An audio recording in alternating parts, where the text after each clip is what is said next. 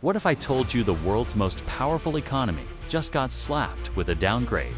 Again, not a third world country, not a corporation on the brink, but the United States of America.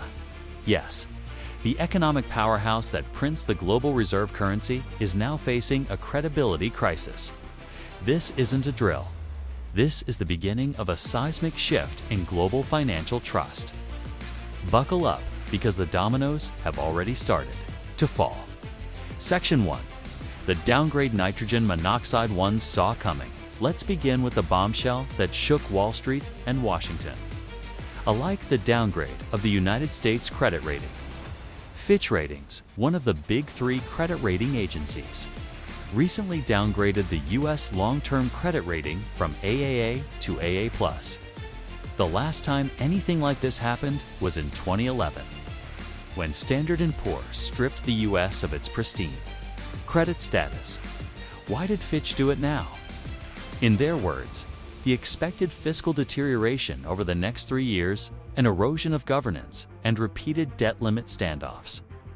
Translation: the U.S. government is running up massive debts, can't agree on how to handle them, and looks less stable with every passing political showdown. Section 2. Why credit ratings matter. A global ripple effect, some might say. It's just a downgrade. Who cares? Well, think of a credit rating as a report card. The student goes from straight A's to B's, colleges start to hesitate. If a country loses its AA status, global investors take notice, and that means higher borrowing costs, less confidence in the dollar, potential sell-offs of U.S. treasuries. Let that sink in. The U.S. Treasury, once considered the safest asset on earth, might no longer hold that title unchallenged. Section 3. A government addicted to debt.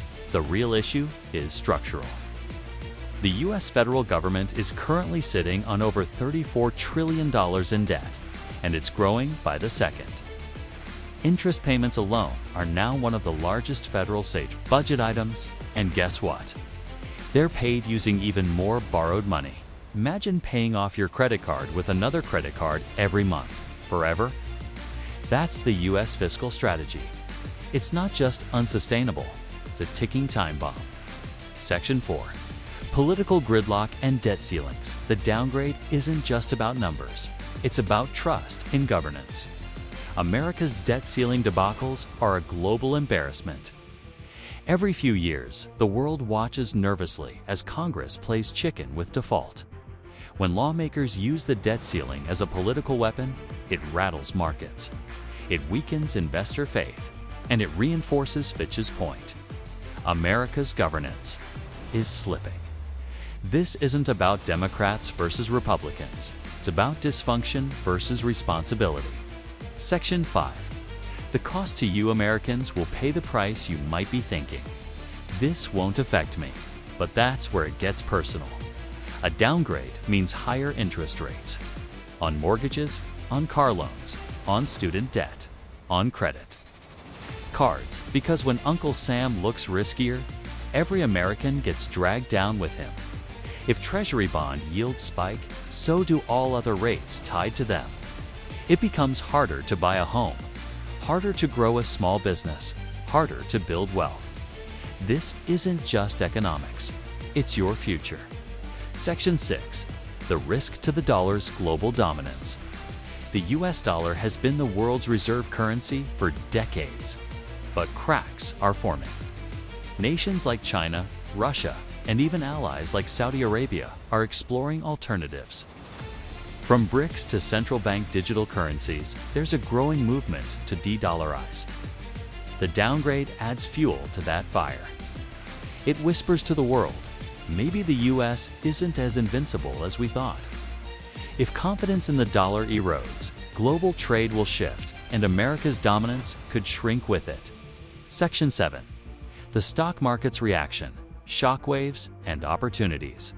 Markets initially tumbled on the downgrade news. Tech stocks, financials, and real estate took hits. But as always, where there's volatility, there's opportunity.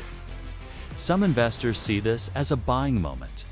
Others are moving money into gold, crypto, and international markets.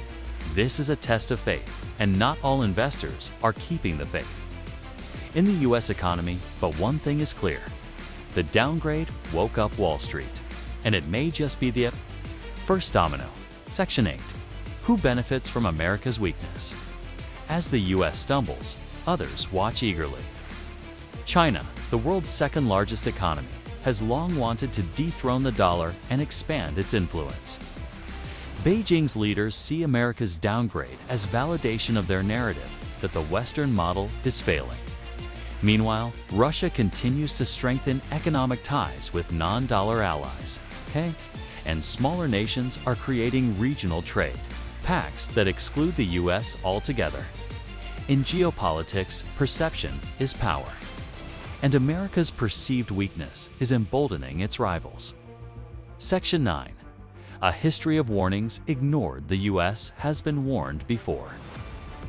In 2011, after the first ever downgrade by S&P, there was outrage, but not reform. Instead of tightening, fiscal discipline, spending exploded. Wars continued. Tax debates raged. Deficits widened. 12 years later, history repeats with higher stakes.